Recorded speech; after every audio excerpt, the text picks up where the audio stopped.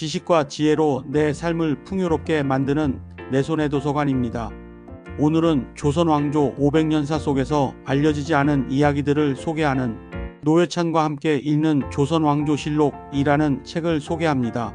이 책은 우리가 알 수 없었던 새로운 역사적 사실은 물론 고정관념을 뒤엎는 믿기 어려운 진실을 알려줍니다. 그러면 책의 주요 내용을 살펴보도록 하겠습니다. 애누리의 원래 뜻은? 요즘 애누리라는 말은 물건값을 깎을 때 쓰는 용어다. 국어사전에도 받을 값보다 더 많이 부르는 물건값으로 되어 있다. 그러나 조선시대의 애누리는 물건의 원가에다 파는 사람이 붙이는 이문, 즉 마진이었다. 물론 원가에는 이문만 붙이는 게 아니다. 옷가게를 예를 들어보자. 오늘날 남대문 시장 같은 곳에 가면 옷가게에 대체로 호객꾼이 고용되어 있다. 이들은 지나가는 손님을 붙잡고 갖은 언변을 통해 물건을 사게끔 만드는 사람이다. 당연히 이들은 기본 월급과 함께 실적에 따른 수당을 받는다. 이런 호객꾼들은 조선시대의 시장에도 많았다. 그러나 조선시대의 호객꾼들은 특정 가게에 소속된 것이 아니라 독립된 지위에서 일했다. 요즘 말로 프리랜서라고나 할까? 이들은 시장을 누비고 다녀가 물건을 사러 온 사람을 발견하면 장난스레 접근해 무엇을 사려는지 알아내고 그것을 파는 가게로 데려간다. 흥정은 주인과 손님 사이에서 이루어지는 것이 아니라 이 호객꾼과 손님 사이에 이루어진다. 그 과정에서 호객꾼은 미리 정해진 암호 같은 말을 통해 주인이 얼마 정도면 팔 수 있는지 파악한다. 이러한 호객꾼을 열의꾼이라 불렀고 이들이 갖는 수고료를 열이라 불렀다. 그러니까 고객은 결국 물건 원가에다 애누리와 열의를 붙인 가격을 지불하게 되는 것이다. 죽어서 왕이 된 사람들. 태조에서 순종에 이르기까지 조선의 왕은 모두 27명이다. 그러나 조선 왕조실록에 기록된 조선 왕조의 왕은 36명이다. 그렇다면 일반적으로 알려지지 않은 9명의 왕은 누구인가? 목조, 익조, 탁조, 환조, 덕종, 원종, 진종, 장종, 익종이 바로 그들이다. 조선의 제21대 왕 영조에겐 2명의 아들이 있었다.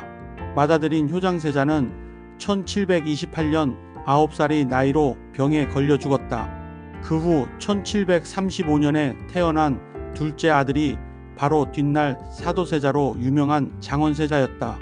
그러나 하나밖에 남지 않은 아들인 장원세자도 1762년 영조의 미움을 받아 뒤주에 갇혀 죽임을 당했다. 영조는 사도세자가 죽자 사도세자의 아들을 이미 죽은 효장세자의 양아들로 입적시킨 뒤 그를 세자로 책봉냈으니 그가 바로 영조에 이어 왕위에 오른 정조였다. 왕이 되자 정조는 자신의 친아버지인 사도세자와 양아버지인 효장세자를 각각 장종과 진종으로 추서했다. 사도세자는 죽어서 왕이 된 셈이다. 이처럼 세자가 일찍 죽어 왕위에 오르지 못하고 그의 자식이 왕이 올랐을 때 왕이 되지 못하고 죽은 아버지를 왕으로 추서하는 관례가 있었다. 성종이 생부인 의경세자가 덕종이 되고 헌종이 생부 효명세자가 익종으로 추서된 것도 마찬가지이다.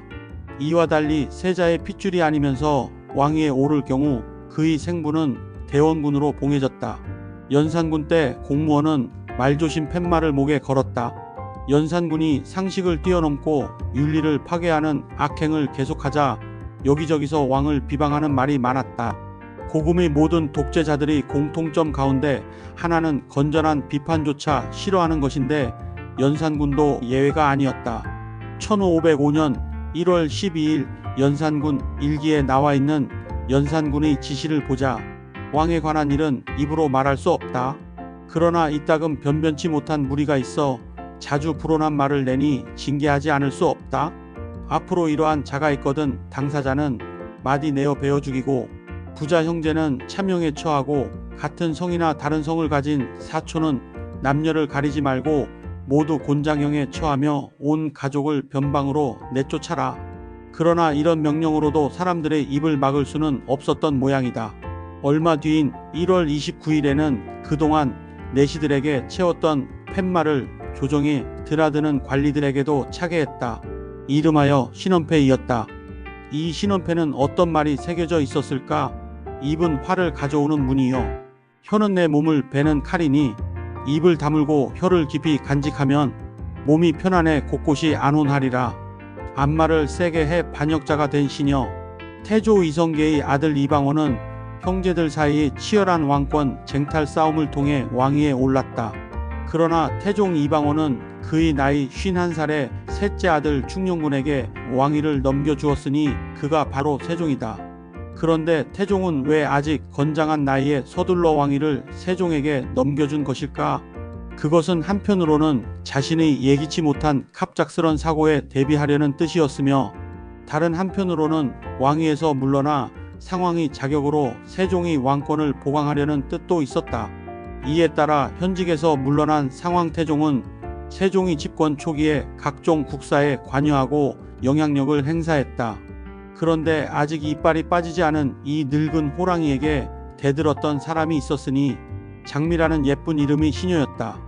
세종 2년 10월 11일 53살의 상황태종은 말한다. 내 나이 50이 지난 뒤에는 잠을 편케 못 자고 밤이 심경이 되면 다시는 잠을 이루지 못했다. 그래서 시녀 장미를 시켜서 무릎을 두드리게 했더니 마음에 맞지 아니해 내가 조금 꾸짖어주고 바로 잠이 들었다. 그런데 장미가 조심없이 갑자기 두들겨서 놀라 잠을 깨었다. 그 무례함을 미워해 대비에게 보내 그 정상을 물었으나 실상대로 대답하지 아니하므로 내가 불러서 친히 물으니 말하기를 꾸지람하심에 분이 나서 조심없이 두드렸다고 하니 그 불경함이 크다. 인명이 중하다 하겠으나 징계하지 않을 수 없다. 잡아서 물에 넣든지 목을 졸라 죽이든지 해야겠다. 상황이 격노했으니 세종이 이 일을 수습해야 했다. 변계량을 비롯한 세종의 대신들이 앞을 다투어 준엄하게 충언한다.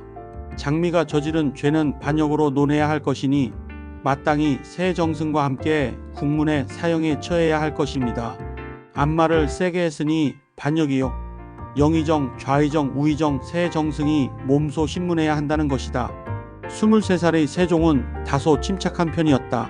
장미의 일은 말만 해도 오히려 부끄러우니 세정승까지 번거롭게 할 것이 있겠는가. 영의정이 이미 몸소 국문하기로 되어 있으니 그렇게 하라. 반역자 장미는 어떻게 되었는가. 꺼낼수록 부끄러운 일인지 세종실록에 그 뒤의 일은 기록되어 있지 않다. 장록수의 치마를 밟았다고 목이 잘리다. 연산군 11년 1505년 11월 7일 연산군의 총애를 받던 장록수의 위세가 하늘을 찌를 때였다. 연산군의 유흥을 위해 동원된 기생 중에서도 하급인 운평에 속하는 옥지화라는 기생이 연산의 후궁인 장록수의 치마를 밟은 사건이 발생했다. 장록수가 연산에게 일렀는지 왕은 신하를 불러 모아 옥지화를 처벌토록 했다. 그러자 영의정, 좌의정, 좌찬성, 우찬성, 각종 판서와 대사원까지 나서서 옥지화의 죄가 참으로 크니 차명에 처해야 한다고 이구동성으로 진언했다. 이 말을 들은 연산의 답변이 걸작이었던지 연산군 일기는 이를 그대로 기록하고 있다. 아주 천한 것이 질그릇이나 이것으로 요강을 만든다면 진실로 천하지만 만약 어전에 쓸 물건을 만든다면 천하게 여길 수 없다. 옥지화와 같은 운평이 수경이나 수건에 대해 감히 저와 다를 것이 없다고 생각해. 조금이라도 능멸함이 있다면 불경하기가 그지없으니 이런 사람이 있으면 마땅히 벌로 다스려야 한다. 노비 출신이었던 장록수를 염두에 둔 말이다. 옥지화는 치마 한번 밟은 죄로 결국 목이 베어졌다. 요약. 이 책은 조선왕조실록에 기록된 사건 중 현대인의 시각에서 흥미롭거나 교훈적인 내용을 선별하여 소개합니다. 역사적 사건을 단순히 나열하는 것이 아니라 현대 사회와의 연결고리를 찾아내어 독자에게 새로운 시각을 제공합니다. 근엄한 역사서라기보다는 실록을 통해 본 재미있는 역사 이야기로 구성되어 있어 독자들이 부담없이 읽을 수 있습니다. 역사를 통해 현재를 돌아보고 미래를 생각하는 데 도움이 되는 책입니다. 이번 영상을 유익하게 시청하셨다면 구독과 좋아요 부탁드립니다. 그러면 다음 시간에 뵙겠습니다. 감사합니다.